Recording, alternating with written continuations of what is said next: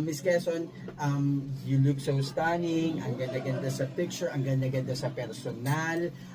Siguro let's start with a question.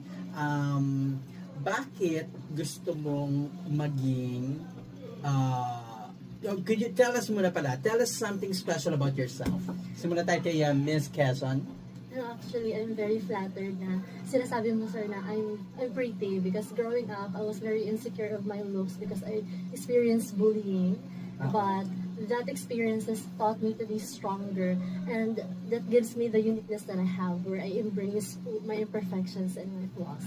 Alam mo, ganyan ba talagang sinasabi nila no? Yung, kung sino pa yung maganda, yung pa yung nabully. Samantalang ako kaya. Kasi noon siguro, totoo nga yun, baka ako yung nambubully during that time. And that's very good. Magandang bagay yan na alam mo, hindi natin nakalain minsan di ba? Akala natin ganun lang.